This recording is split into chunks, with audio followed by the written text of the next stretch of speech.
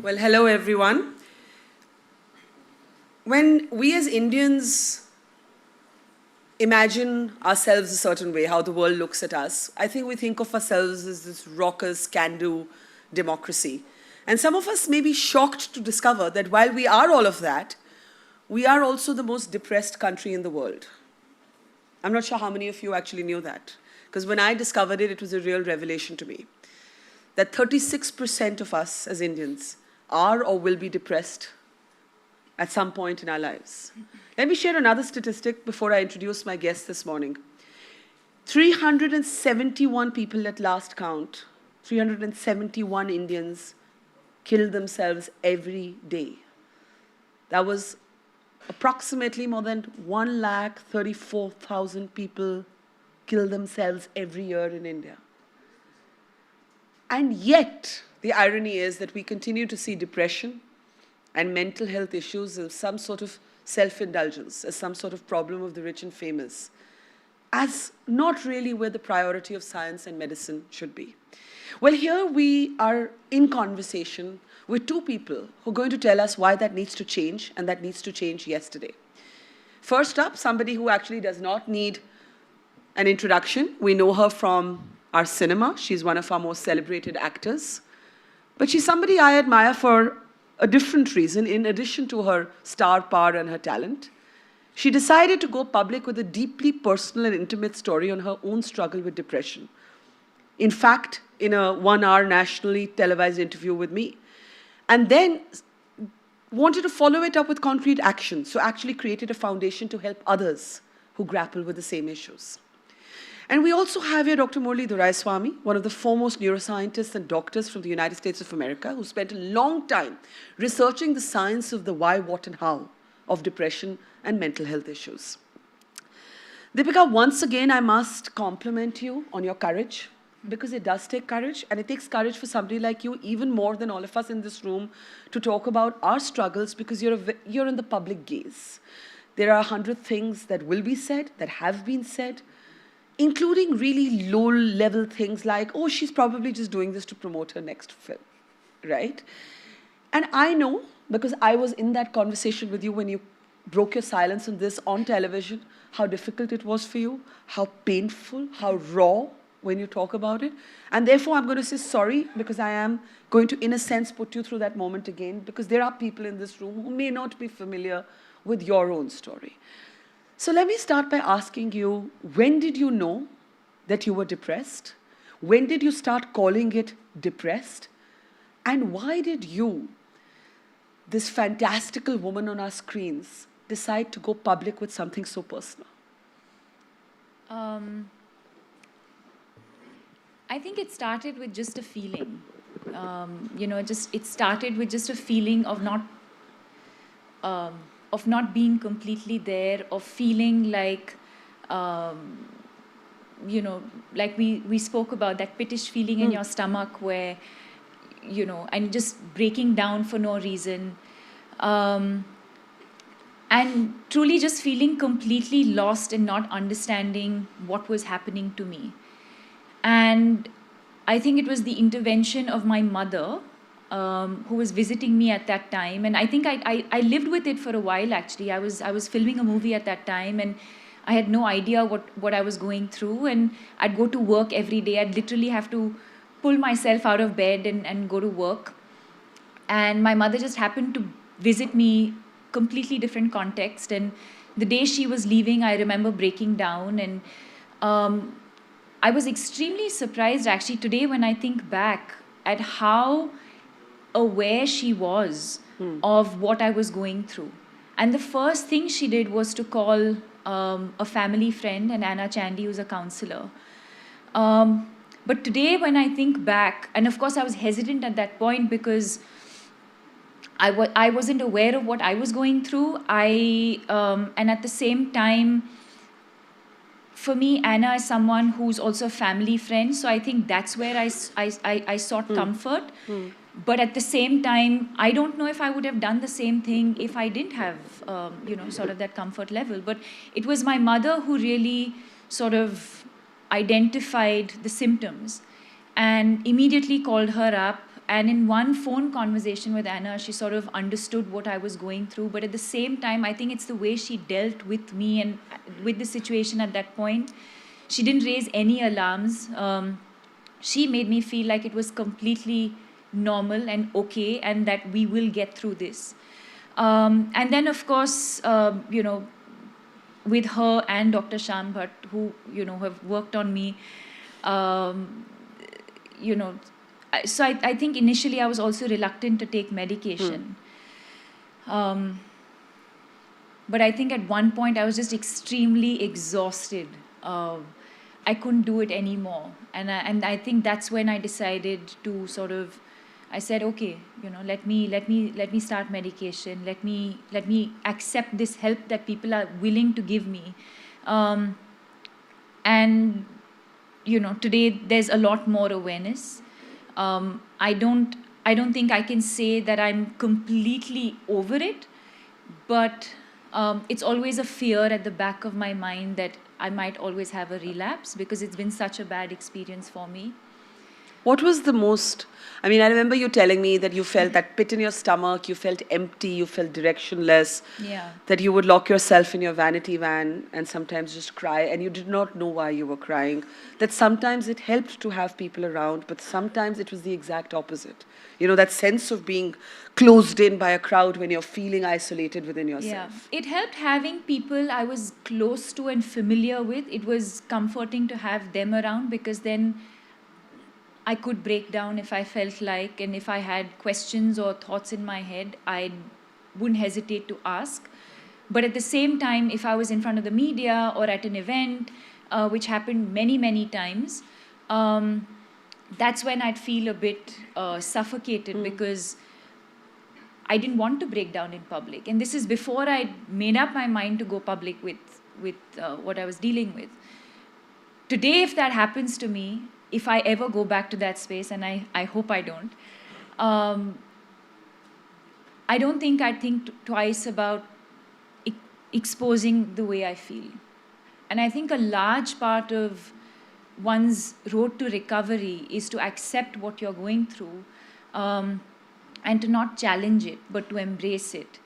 And to actually allow your body and your mind to go through that experience and know that there is a road ahead that will get you out of all of this. And it's not an individual, I don't think I could have done it on my own. I think it's very important to have that support system. So while, people credit me for coming out and speaking out, I think it's equally important for caregivers to acknowledge, and for us to acknowledge that it's important for them to be with us on this journey. Now, before I get Dr. Doraiswamy in, I want you to talk a little bit about the continued stigma.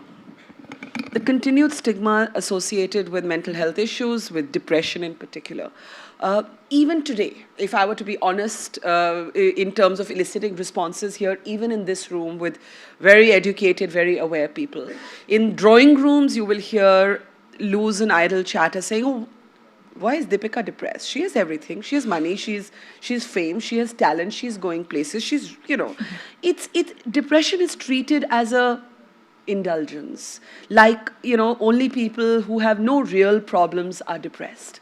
So when you came out in that conversation and millions of people saw it online, on television, read about it, were you worried that the people were going to be horribly mean? And were some people horribly mean? No. I don't think anyone was mean, but I didn't even think about it. I didn't think about the repercussions. I think you didn't have a moment of how will this impact my public image? No, not at all. I think for me, the idea really was to just change the way people in India and in the world look at mental illness and, give it the respect that it needs. I think the idea really was to just change the conversation because I had experienced like literally a pre and post. And I lived with it for a couple of months without sharing it with anyone. And then today I feel so much lighter and so much better when I've come out and I've spoken about my journey. And I know a lot of other people who do. There's not a single day where I've probably not met someone who has come up to me and said, thank you for sharing the story. But what's also helped them is the fact that they've then shared their story with someone saying, I know what Deepika's been through because I'm going through the exact same thing, and they instantly feel a lot lighter. What was the toughest thing about that phase of your life? Was it feeling like nobody's going to understand? Was it the sense of losing control? Was it the sense of, surrendering almost? Like you almost have to surrender to it before you can get better. You can't fight it. A lot of people think it's mind over matter, but actually depression is matter of a kind, and I'm going to talk to the doc about it in a second. But what was the toughest thing about that phase of your life? The phase itself. I think before the intervention, I think before I understood, before my mother saw it, before anyone else saw it, to have to wake up every morning, to drag myself to work, to put on this face like everything's okay, when deep down inside I had no reason why I was where I was and what I was doing. And life just, it felt like there was no purpose. I didn't feel like, it made absolutely no sense. Just life made no sense. So for me, I think that was the toughest part. And Murli, that can be staggeringly lonely. The thing about depression is this kind of chicken and egg thing, right? You're already feeling like shit inside. You're feeling what Deepika calls that pit in your stomach. And then you feel like if you share it, she was, I think, in a way lucky because she had this really supportive family. She had this broader support structure in terms of a family friend who was a trained counselor, Yeah. Shyam Bhatt, a wonderful doctor. But most people are embarrassed about being depressed. Most of us are just plain embarrassed because we think we'll be judged. That's right. Even though 36% of this country, according to the World Health Organization, is depressed. Yeah. So it's very well said. And first of all, I commend you on coming out. I think it's a transforming moment in India in terms of mental health and the attitudes, and we need more champions like you. And I can't imagine a better champion than you. So Thank you. I want to point a few things about statistics that you alluded to. Depression and mental disorders are now the leading cause of disability in the world. And they are soon going to become the number 2 cause of death in the next 10 years or so. In India, something like 150 million people have mental disorders, and especially amongst youth. The average age of depression in India is 30. Women are twice as likely to have it as men. Yeah. And amongst youth, which is sort of defined as people under the age of 25, I think in the previous session, Karan said that roughly half of India's population is under the age of 25, and our country depends on them for all of the accomplishments it's going to make. There is one suicide every hour in that age bracket, making India maybe one of the leading suicide countries. Yeah, it is the highest number of suicides age bracket. Between 18 and 29. That's right. And all of the symptoms that Deepika described are classic symptoms of depression. There is an enormous treatment gap. It takes on average between 1 to 2 years for the average person with mental illness to even be sort of recognized that they have the symptoms to seek help. And we have something like a 10 to 30-fold shortage of mental health professionals in this country. So even if somebody recognizes that they need help, it's very hard for someone living in the rural areas or someone who's poor coming from sort of the marginalized sections of society to find the right care and treatment. Can you speak to exactly on that? Can you speak to why then depression is not treated as seriously? As another illness which is more physically identifiable, maybe. Like one of the things that Deepika mentioned was that she resisted medication. Now that is a very, very, common response. I mean, I remember I used to get anxiety attacks, and when my doctor told me, you need to go on medication, I said, no, I don't want medications, messing with my brain. Now, this is a standard response, and I was having this response as an educated, aware journalist, right? So what intrigues me about the battle against depression is we are not able to cross that collective psychological barrier where even everybody sitting around me, the first instinct is this happens to other people. Hey, why would I be depressed? This happens to other people. Yeah. So I think Tipper Gore, Al Gore's wife, suffered from depression, and she described depression as the greatest stigma of the 21st century. There's 2 elements of that stigma. The stigma of depression is unlike the stigma of any other physical illness. One is there's a self-stigma. Yeah. You yourself feel bad and you think it's a weakness. And that sort of almost spreads to others around you, your family and your friends, and they don't want to talk about it, and they kind of hide the problem until they get burnt out themselves, and then you're forced to seek help. So it's a twofold, and depression affects the core of who we are as human beings, our emotions, or just our personality, our cognition, all of that, and that's, I think, explains why the stigma has been so great. And I think things like what Deepika's foundation is doing, education, is really the core of overcoming stigma, especially education at younger age groups. And I think PM Modi, in one of his radio addresses, said, very simple, expression rather than suppression. And I think Deepika, exactly, she has done that by talking about it, by spreading the word, by educating people, especially in the youth. That's the key, I think, to overcoming stigma. I want to come to the science of it in a moment, but I want you to talk a little bit about two things. One, I remember you telling me that at that phase when you slipped into this depression without knowing necessarily that it was depression, you had lost a very close friend. And I remember you told me that, again, you thought, or you didn't know that this friend was depressed. And that if this friend could do this to him, in terms of not thinking his life was worth living, just imagine how many other people around you might be living with that. So can you speak a little bit to how losing that friend maybe, in a sense, began your own journey of self-discovery of what you were going through? I'm not saying that was the cause of your depression. Yeah. I'm saying it probably helped you to uncover it. Well, he was a friend of a friend, and for me, someone I had met socially many, many times. But I think that was when I decided to sort of speak up and to do something about it, because I was seeing so many people around me. Now that's just one instance. We wake up today, we read the papers every single day. There's a headline. And my heart aches because it's preventable.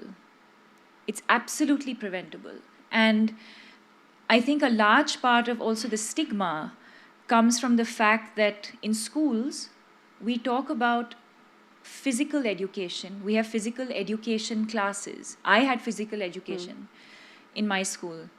But we didn't have anything to talk about mental health. Not one session, not a class, it's not part of the curriculum.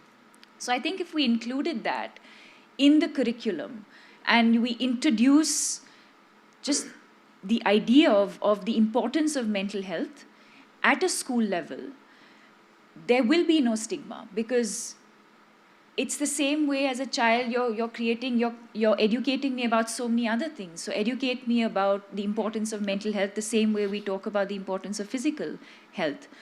But yes, I think it was that one experience, but it was many other, of course my own experience, and then to see someone who I'd known for so many years, and like I said, you see it all around you, and I've been there, so it hurts to know that maybe in a matter of moments, or maybe some sort of intervention by friends or a family member, or maybe that moment could have passed and maybe things would have been very different today. And we're actually talking about saving lives here. We're not talking about something self-indulgent. We're talking about suicide. We're talking about people who feel, and this happened to your friend or friend of a friend, but you yourself had reached that perilous point where you were like, I don't want to get out of bed and go through my day. This life doesn't make sense to me. And that is an isolating, and actually it's a very dangerous, I want to underline how dangerous that sentiment is. It is.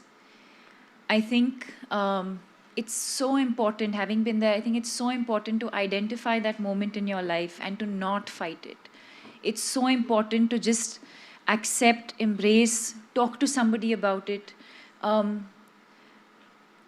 I don't know, correct me if I'm wrong.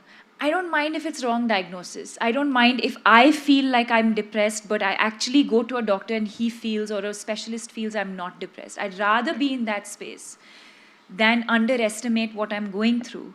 When we have a fever, we don't think twice about, I'm not talking about medication necessarily, but when we have a fever, when we have a cold, we don't hesitate to pick up the phone and talk to someone or casually mention to someone that I'm feeling feverish today, my throat is aching today.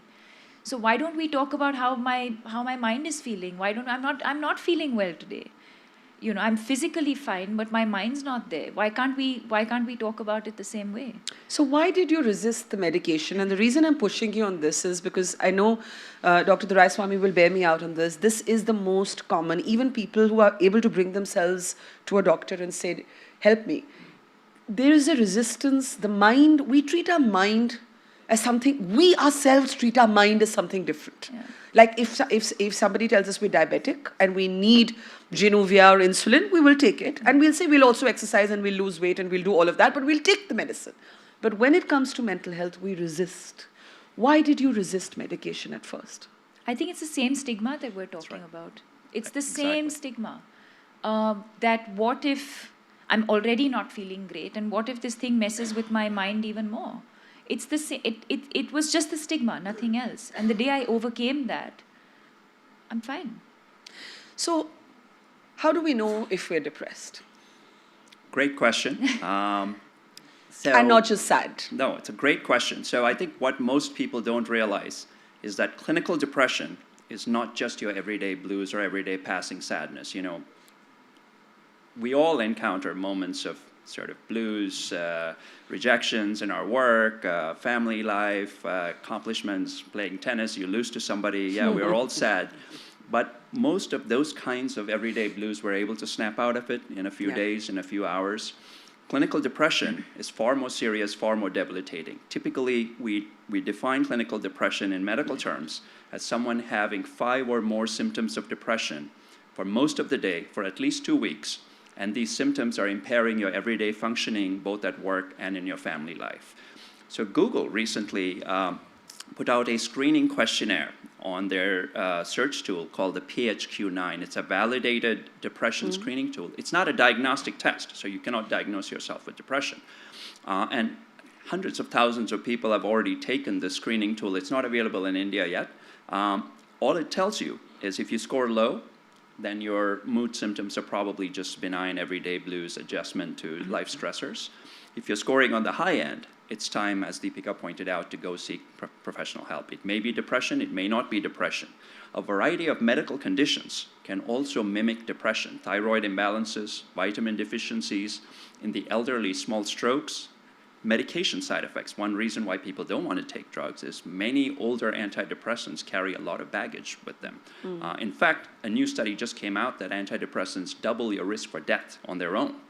So that's the sort of... So then what do we do? Well, so medication is not the solution necessarily for depression. So milder forms of depression can be treated with therapy, can be treated with yoga, exercise, lifestyle changes, environment changes, family support, reducing isolation. There's a variety of things that one can do. But you mentioned Google. And Yep. one of the things I want to talk about is the double-edged sword that technology is. Sure. So we live in this most interconnected yet lonelier world than ever before. And we've all heard of this disaster, sort of things like the Blue Whale Challenge that are actually leading young people into this sort of sense of isolation and suicide and death. And the dangers of being alone in a crowd, the dangers of having a relationship only with your phone. Are these things to worry about more today than before? Is it true to say that we're in more danger of being depressed in today's world than we were 30 years ago? Or is it that 30 years ago we simply didn't know what depression was? I don't recall what the newspapers said 30 years ago, but they probably said things like the Sony Walkman would cause depression. I don't know. Maybe. I have no idea. But yes, it's true that... So we actually did a very interesting study. We monitored internet usage amongst a group of freshmen for a whole semester. And just based on their patterns of internet use, we could predict who were depressed and who was not depressed. For example? For example, people who just spent an enormous amount of time just on certain types of video games. You can tell by the color of the Instagram photos whether someone is depressed or not depressed. Explain that. Just people who have depression or who are going to get depression 3 to 4 months from now tend to post darker, more muted colors on Instagram. They don't tend to use the brighted colors. A study just came out like about a week ago. It's not yet, of course, these are not diagnostic tests, but what I'm saying is we have a two-way relationship with technology. Anyone who just spends over too much time with the internet. That's everyone here. Well, not just We are you. all depressed by that. No. That screening test, we're all failing. No, that's causing sleep problems, which is going to lead to cognitive impairment and dementia late in life. Yeah. So let's not worry about that. That'll be another session. So kids really who are isolated, they're locking themselves up in their room, they're spending an enormous amount of time with video games, those kinds of things. Yes, one needs to consider whether this is worrisome or not. You parents need to really look at what kinds of games they're playing. If they're violent games, if they're all leading to the blue whale kind of thing, then sure, there's risk-taking. Teenage brains are not fully developed. So that's where I think one needs to be worried.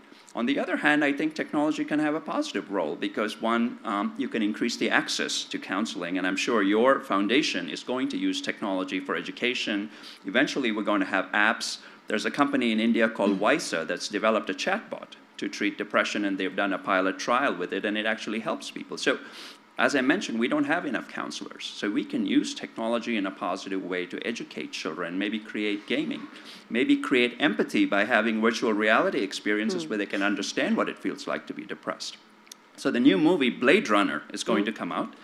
I may be revealing a plot line. One of the women in the movie actually uses a gadget and says, I'm so happy, I want to see for once what it's like to be depressed. And she's able to put a few pulses through her brain and spend 6 hours in a state of depression to see what depression feels like. And why is this a good thing to have? No, this I'm just app saying, exist? I'm not saying, what I'm saying is if you can cultivate empathy, one of the ways of cultivating empathy is to understand what the other person is going to go through. If there is a way for you to understand better what the other person is going through, then sure, that reduces the stigma. Deepika, when you first started taking treatment, and and I'm saying even before the medication, did you find it really difficult to not outsmart your therapist? Because what a lot of us who think of ourselves as reasonably intelligent, we say we know ourselves. We know ourselves, and what are you going to tell me, some stranger sitting on a couch, that I don't already know about myself? Talk a little bit about that process. I mean, how difficult is it to walk into this room and start bearing your soul to another person who, even if in your case was a family friend, there are still barriers. And the thing about taking help for depression, it's a little bit like when we get a surgery. We don't care if our doctor sees us nude because we have to take our clothes off and get that anesthesia and get that treatment. So this is like bearing your soul. It is bearing your soul to somebody, and it's tough. So talk a little bit about that process of getting help and the obstacles you had to jump over within yourself. I think for me, there was the stigma before. Not once you started. Yeah, but Varka, once I made up my mind, once I decided that, I'm done. I can't live like this anymore, and I want to get better. I need to get better. And then it was a deep dive. There's no halfway. I don't know if there is, but it wasn't for me. So the day I decided to then seek help and speak about it, and speak to my parents, speak to my sisters, speak to my doctors, then I'd share everything with them. So there was no barriers, no holding back? No. Every question that they asked, everything they wanted to know, past, present, whatever they wanted to know, I shared everything with them. But that's unusual because a lot of people, even if they're able to cross the first hurdle, I don't know if you can bear me out on this, the second step is tough, right? So you say, okay, I'm depressed. I'm enlightened enough to know that this is a problem. I need help. But do I really want one person to know everything intimate? When I say intimate, I mean things in my head that I may not have shared even with my parents or my sister. But I now need to share with this doctor to get help. No, I think it's a very important point. Deepika, of course, was working with people you already knew and trusted and highly qualified individuals. So part of what you're talking about is called the therapeutic alliance.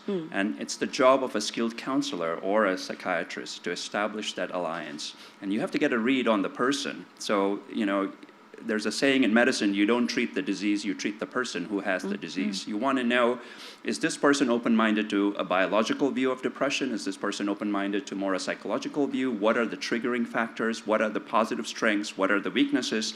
You want to boost the positive strengths of the person to make them feel comfortable. before you can introduce sort of the core therapeutic, psychotherapeutic elements. So there's a process. It may take a little longer for some people, as you pointed out, but eventually they'll open up. That's why psychotherapy is not a quick fix like 1 day or 2 days. It may take several sessions over 12 weeks. And then sometimes people have to get periodic therapeutic counseling sessions for months or years. Deepika, one of the things we didn't speak about is, why did you decide to go public? The foundation I'll come to, but you didn't confine to sharing your story to your mother and father and your therapist. You actually took it out to the country, to the world, and that could not have been easy. And I remember one of the things you said was that if I can change even one life, this was worth it. Yeah. But you must have wrestled with that choice at some point. Do I keep it within the home? Do I take it public? And I bring it back to the fact that you live in the public gaze, which makes your going public with it a different narrative than from, if she went public with it. So what made you say, not just am I going to get better, I'm going to tell this story to everybody who cares to listen to it? I think it was at multiple levels, Barkha. I think one, like I said, after having been through what I did, if I could share my story and if anyone in the world heard me and identified with what I went through and could come out of it or understand and, if I could make a difference to at least one life, I felt at that point I'd, all of, going public, speaking about it would be justified. I also felt like the narrative around mental health in India needed to change. And I can do that today, the very reason why we're sitting here today. Because I felt like when I hadn't, and like I said, I was also working at that point, I was like, why can I not tell someone when someone asks me how am I doing? Like the film that you just saw before we came in is, I think what got to me was when people were asking me how are you doing? And one day I thought, are they really asking me how I'm doing? Do they actually have the time to listen if I said I'm not feeling okay? Will they actually give me that moment and understand what I'm going through, or is it just perfunctory? Is it just superficial? When we ask people, how are you doing? Is it just superficial? Is it just, formality because that's the way we've been brought up? Like just ask and, yeah, I'm fine. Oh, great. Everything's great. Is everything really okay? And I wasn't okay. So I think that's what really got to me because I wasn't okay. And it reached a stage where I was like, why can't I just tell people that I'm not okay? It was just that. And that's when I reached out, and that's when I felt like I needed to talk about it. I felt like, because I felt bottled, I felt caged, I felt like I needed to fly or swim or just not be boxed and to feel free, and I feel so free today. Fantastic. Thank you. It is, you underplay, I think, the courage that you have shown. You have shown extraordinary courage. I've said that to you a million times. I will say it a million times more. Why the foundation? Because I felt like just talking about it, I want to help people. I want them to understand what they are going through. We want to create awareness. We want to tell people that it's okay to feel the way you do if you're feeling a certain way. It's absolutely all right. So to create the awareness, to reduce the stigma, which is going to take us many, many years. Having said that, I think in just the last 2 years, I feel like the conversation is really shifted. Is it going to happen soon? Maybe not. But are we moving in the right direction? Most definitely. So to create the awareness, to reduce the stigma, to go into schools and colleges and educate teachers, educate students, educate parents that there is something like this that exists. It's there, it's happening all around us. and do something about it before it's too late. Suicide, depression is the next big epidemic to hit the world, if it isn't already. Yeah. And reach out to corporates, reach out to the corporate world. Tell them that it's so important in your workplace to identify what you're going through because the pressures are so high, to identify the people that you work with, to help them if you see sort of any symptoms. I think basically just to create the awareness, and hopefully one day, we also want to be the happiest country in the world. We don't want to be the most depressed. We don't want to be the country with the highest suicide rate in the world. So workplace, I mean, we are at the India Economic Summit at the World Economic Forum. It is a question for workplaces. We are entitled to medical leave, but I don't know that workplaces offer medical leave for depression. No. Yeah. This discrimination is part of the stigma again. You'd call it discrimination? I think so. There's no other word, that I can use for it. Look, at the end of the day, there's no economic wellness without mental wellness. That's the core of any economic summit, is that we're in a cognitive era. It's not the building of a company that has real value, it's the cognitive skills of their employers. And ultimately, you can't perform if you're not well. So any company that's sort of short-sighted and doesn't offer leave or for mental health, or doesn't offer insurance for mental health, I think it's shooting itself in the foot. Yeah. So the World Economic Forum has actually developed a toolkit for businesses focused on depression. They've actually done pilot studies at a number of companies around the world. So if anybody here is interested, any corporates here in the audience are interested, that would be a useful resource. What would you as well. advise people in charge at workspaces? What does the foundation, Deepika, for example, encourage? What do you say to an employer? Let's say there's an employer in this room and she or he want to know, my colleague comes to me and she says, I'm depressed. Right. What should be my professional yet empathetic response at the workspace? So to the individual, or are you talking about at a corporate As a level? policy, but I'm just taking an individual example. But what would you advise on policy? Well, at policy level, first of all, I think public-private partnerships are going to be very key, so they could partner with a foundation. There are plenty of foundations. There's Banyan, there's Spark, there's Deepika's foundation. I think education is going to be very important, setting in policies that are anti-discriminatory against people with mental illnesses, encouraging employees to volunteer, because volunteering itself builds resilience against future mental illnesses, making available resources for people to get care and accurate diagnosis and treatment, giving appropriate vacation, and making sure when they come back from the treatment of their illness that their career trajectory is not shifted and derailed. So let me just be the cynic here and say that when you talk about public-private partnership, is one thing for foundations like Deepika's and others to join hands with the private sector.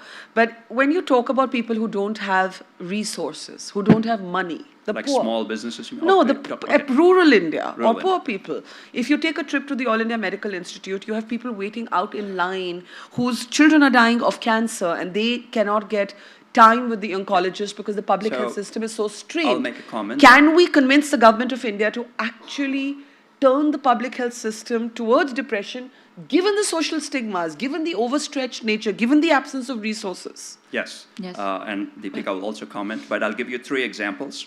In the US, about 10 years ago, the FCC, which is the Federal Communications Communication, introduced a new Lifeline Act, which made sure that smartphones were available to every poor person in the US to call. The city of Birmingham in London created a public-private partnership with about 20 companies, raised $125 million, started a 24/7 hotline for college students and high school students to call in on mental health issues. They also started a special college where people who have mental health and drop out of colleges can catch up with their curriculum and go back to the original college. New York City has started a $30 million public-private partnership to take care of mental health amongst the homeless and amongst the poor. So yes, it's entirely possible. There are hundreds of corporates here who would be glad to support such an endeavor, but maybe you want to add to that. No, I think similarly, I think it's important for people at workplaces, policymakers to sort of, like we were talking about leave, you know, if I'm diabetic, if I have a surgery, if I'm pregnant, if I'm X, Y, and Z, you will be allowed medical leave. Whereas if you go to your boss and say, I have depression, he's more likely to say, I'm going to have to sack you. Yeah. We need to normalize that. We need to treat it like anything else. I think a large part of the stigma, or a large part of, even if there's people who want to come out and seek help, you need to confide in your boss, or you need to confide. I think there's the fear of losing your job. Look at your own life. If you had gone to a film producer and said, I can't do this film right now, or because I'm depressed, what do you think would have the response would have been? Maybe there are people who haven't offered me films because they think I'm depressed and I can't act. I don't know. You think that's I happened? doubt it. Maybe. I don't know. It has. And did that make you ever regret going public? I'm in a good space because I can choose the movies. No, I know. I want to do. I know. But I don't think everyone has that luxury of choosing where they want to work, when they want to work. So it's important for the organizations to understand that we need to treat this the same way as anything else. I think it's equally important to have frequent sessions in your corporate offices about the importance of mental health. I think it's important to have a tie-up with a counselor, or maybe have an in-house counselor, or maybe not a psychiatrist, but it's important to have an in-house counselor when your staff is burnt out, they need to talk, they want to speak to someone, somebody's there, or at least make them aware that they should. And I feel today it's important to just seek help of a counselor anyway, because our lives are so fast-paced with technology, with so much going on in the world. I don't think there's any harm in just seeing a counselor anyway, because... Did you continue to see a counselor even after you got better? Yeah, on and off. Whenever you needed to. I know a lot of my friends who've never experienced anxiety or depression, but it's very important for them to see a counselor, to see their counselor every now and then. A lot of people do. And we need to normalize that as well. A lot of people say, I have a meeting. You lie about it. I'm in the middle of something, I'll call you back. Or just lie and say I went to a general practitioner. We need to normalize it. It has to be as normal as anything else. So I'm going to open this up. I don't know how we're doing on time, actually, if somebody can tell me, but we've got 10 minutes. The cultural dimension, doctor, because this therapist thing reminded me that, a friend of mine recently said to somebody who said, I've got a meeting with my nutritionist at 1 and my counselor at 2, that you're really living the American life. Now, this was right. But there is a cultural dimension to it. Like in India, we think of these things incorrectly as these Western imports into our country. So I want you to speak briefly on that. And actually, I'm seeing Anna Chandy here, who's actually Deepika's counselor. So I want to bring her into the conversation. Sure. But just on that thing of the cultural dimension. Culture is very important, and all treatment and diagnosis has to be culture appropriate. There are many, many psychiatric disorders that would be viewed as abnormal in one culture that are normal in another culture. I'll give you an example, which is somewhat not pertinent here, but there's a condition called Williams syndrome, where people are born with this genetic condition. They don't discriminate at all. They treat individuals of all races as equal. Of course, in countries where there's a lot of racial discrimination, that would be seen as a good thing. In America, for example, people see people with Williams syndrome as something very great. In other countries where there's sharp class distinctions, people see Williams syndrome kids as very abnormal. So apply that to depression. So depression has to be treated in a cultural context. You cannot treat depression outside of the culture. You have to diagnose it. But sometimes you have to push the boundaries of what is culture appropriate as well, right? It was not part of Indian urban culture even 20 years ago to go and see a therapist. Right. But today there is a greater acceptance. So culture is not static either. Sure. But that's not to say that American or Western psychotherapy is the only solution. There's a variety of Indian and hybrid techniques that are very important if someone believes in the Bhagavad Gita. People may not realize Bhagavad Gita was the original psychotherapy session, the crisis psychotherapy session, right? So yoga, meditation, all of those are very powerful. I think it's a misconception that you have to go with the Western psychotherapy. We've done studies, others have done studies that yoga is just as effective. And there's a variety of other techniques as well. It's an entire lifestyle change, if Correct. I may say.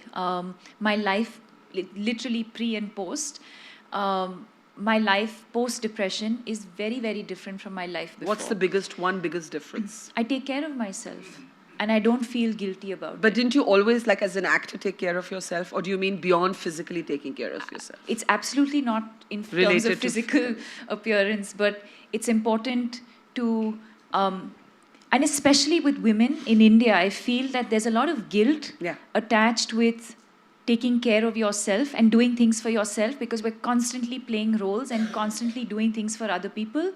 And the minute you take that 1 hour off because you want to go and see your friends for lunch, there's suddenly so much guilt.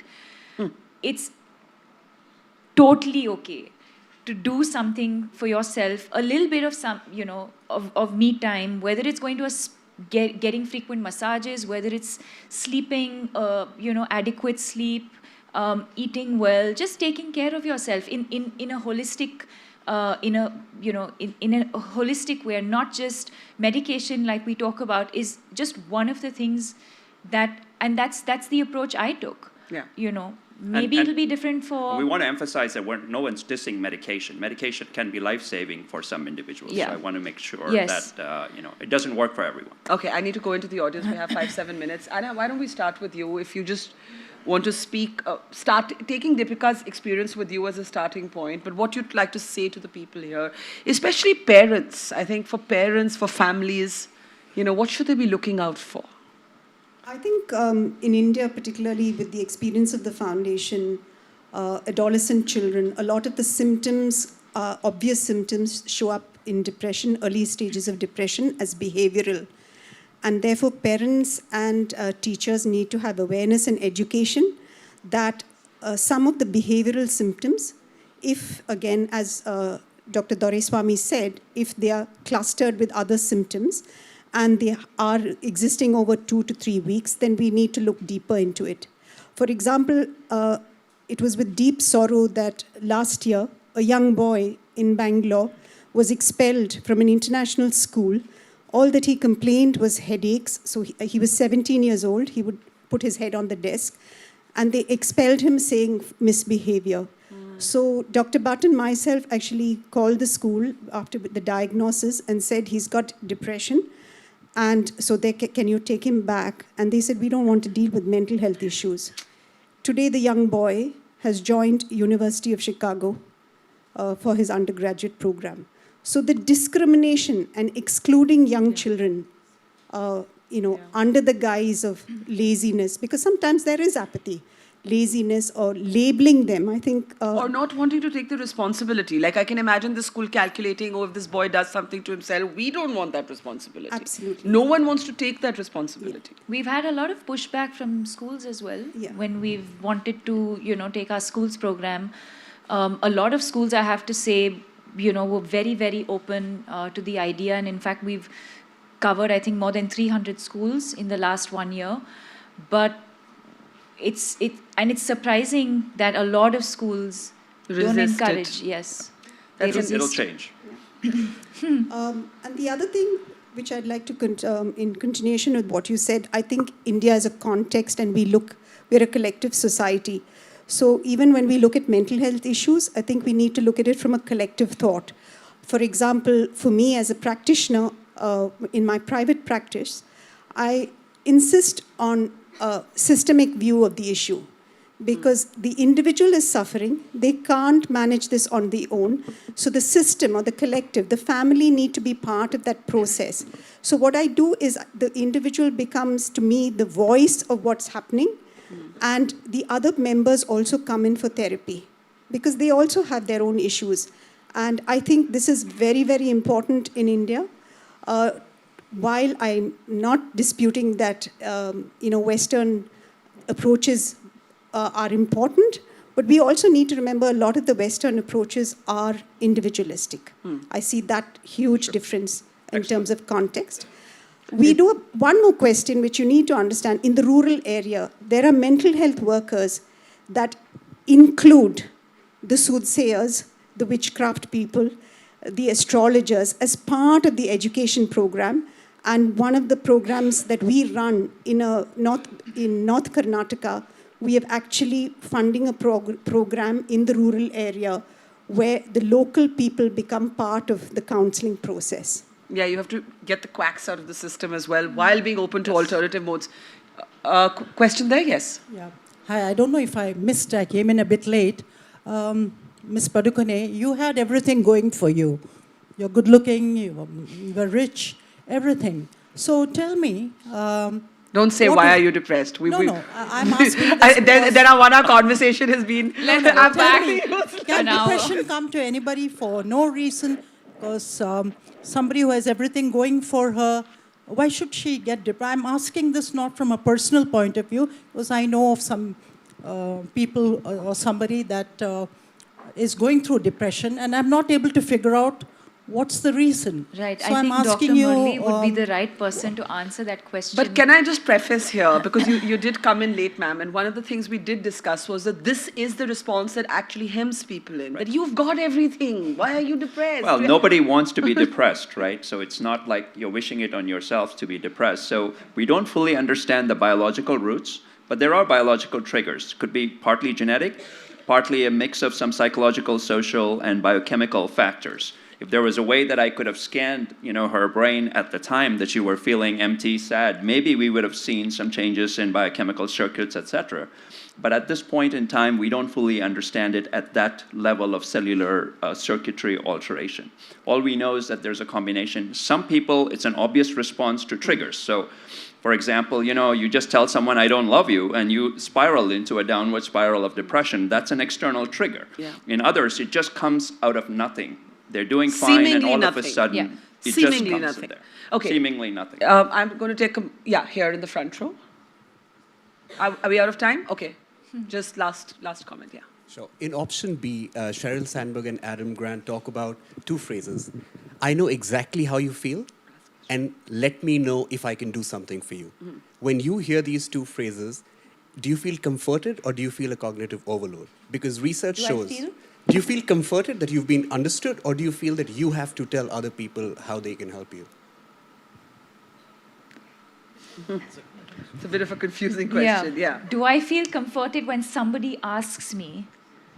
So in the book, they say that one shouldn't actually say, I know exactly how you feel. Oh, okay. All right, got it. That's true. So do you feel people got you with empathy, or do you feel like they're patronizing you? Like they don't exactly know how I can you feel? tell the difference. I can look into their eyes and know. You can tell. You can tell when someone's genuinely reaching out because they know, either they understand, they're empathetic, and they know genuinely what I've probably gone through, or they know someone who's been through the similar experience. And then there are the ones who are just faking it. All right, I'm afraid we do have to close it there. I'm getting the signal that we do have to wrap. I think it is fair to say that Deepika's public accounting or chronicling of her own story is not just brave, but it has a purpose to it. Let's just say that the foundation, the telling of the story is a purpose, that the next time somebody says to you that they are depressed, please treat them with the respect that sentiment, that ailment, it is an ailment. And it is treatable to some degree, preventable to some degree, like any other physical ailment. And that would perhaps be the biggest service we can do to people like Deepika and Dr. Duraiswamy who work in this area. Let's have a round of applause for our guests today. Thank you very much. And to you for brilliant moderation. Thank you. no doubt about that.